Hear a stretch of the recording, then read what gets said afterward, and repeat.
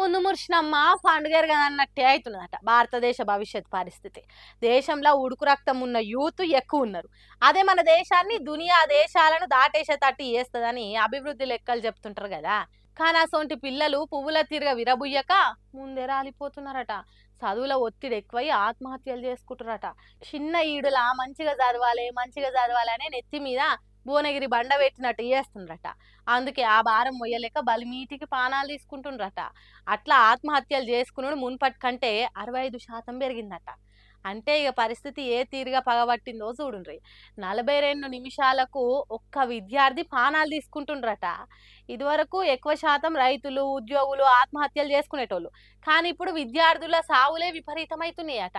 మారుతున్న కాలానికి సెల్ ఫోన్లు, సోషల్ మీడియా, సినిమాలు, వెబ్ సిరీస్లు చదువుకునే పిల్లల మనసును అల్లకల్లోలం చేస్తున్నందుకు చిన్న వీటికే సావు దారింకులాడుతున్నారట. మొన్నటికి మొన్న హైదరాబాద్లో ఇంకా కొద్దిగా మంచిగా చదవాలన్నందుకు అపార్ట్మెంట్ మీద నుంచి దుంకి చచ్చిపోయిందో విద్యార్థి. బడికి ఇంకెన్ని రోజులు సెలవు పెడతావని గట్టిగా అన్నందుకు 8వ తరగతి బుజ్జి ప్రాణాలు తీసుకున్నది. ఇట్లా చెప్పుకుంటా పోతే ఉత్తుత దానికి ఊపిరి తీసుకుంటుండ్రట పిల్లలు. మార్కుల కోసము, ర్యాంకుల కోసం భారతదేశ భవిష్యత్తు తరం రాలిపోతున్నదట. పోటీ అని ఇరాం లేకుండా చదువుడు, దాంతోని ఆగమాగం ఆందోళనలు, నిరాశలు, నిద్ర పట్టకపోవుడు, కుటుంబాలకు దూరంగా ఉండి హాస్టళ్లలో ఉండు, ఒంటరితనము, ఇట్లా చెప్పుకుంటా పోతే చాలా కారణాలే ఉన్నాయట విద్యార్థుల విపరీత పరిస్థితికి. దేశంలో ఎప్పటికి ఇదే పరిస్థితి ఉంటే భవిష్యత్ భారతం తగ్గిపోతుందని అంటుర్రు. కాబట్టి అయ్యవలు పిల్లలు బాధలు చెప్పుకునే స్వేచ్ఛ ఇయ్యాలని చెప్తున్నారు. తల్లిదండ్రుల ఆలోచనలు పిల్లల మీద బాగా రుద్దొద్దట. అట్లయితే మన భవిష్యత్ తరం నిలబడుతుంది. లేకుంటే ఇంకొన్ని ఏళ్లలో దేశంలో యూత్ అనేది తగ్గిపోవడు ఖాయమన్నట్టు చెప్తుర్రు జాతీయ నేర గణాంకాల ముచ్చట్లు చెప్పేటోళ్ళు. కాబట్టి అయ్యవలు జర పైలంగా పెంచుండ్రి పిల్లలను. కొలుపు పెట్టి చెప్తే తలుపు పెట్టిన్నాడట వెనకటెవలో. ఆ గట్లనే ఉన్నదట హైదరాబాద్ కమిషనర్ రంగనాథ్ ముచ్చట. అందుకే హైకోర్టు హై వోల్టేజ్ పవర్ తోని కోపం చేసింది రంగనాథ్ మీద.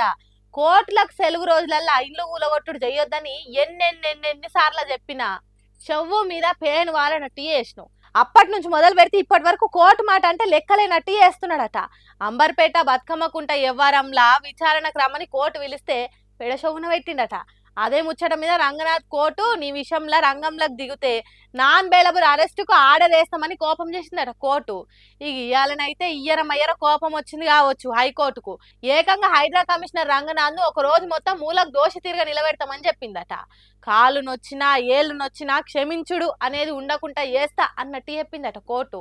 మరి అంతగానం న్యాయస్థానాలంటే లెక్కలేని తనం ఎందుకు? రంగనాథ్ కోర్టు ఆర్డర్లనే ఖతర్ చేస్తలేడంటే ఇంకా దేనికి భయపడతాడు? సర్కార్ ఆఫీసర్లకే కోర్టు మీద గౌరవం లేకుంటే సామాన్యులకు ఎట్లుంటది? ఇక నేరాలు ఘోరాలు చేసేటోళ్ళు ఇంకెంత బరితెగించాలి. కాబట్టి దేశంలో రాజ్యాంగం అనేది ఒకటి ఉన్నది. దాని ప్రకారం పరిపాలన నడుస్తున్నది. సర్కార్కు కొన్ని పద్ధతులు అనేటివి ఉంటాయి. వాటిని కాదని ఇష్టం ఉన్నట్టు చేస్తే కోర్టులు నెత్తి మీద సుత్తతోని కొడతాయి అనేది తెలిసినా రంగనాథ్ న్యాయస్థానాల ఆర్డర్లను అటుకు మీద పెడుతున్నాడు.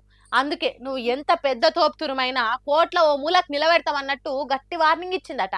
మరి చూడాలి రంగనాథ్ ఇప్పటికైనా కోర్టు చెప్పినట్టు చేస్తాడో లేకుంటే శృతి మించేదాకా తెచ్చుకుంటాడో అనేది అంటుర్రు హైకోర్టు గరమైన ముచ్చట తెలిసిన పబ్లిక్ ఇప్పుడు.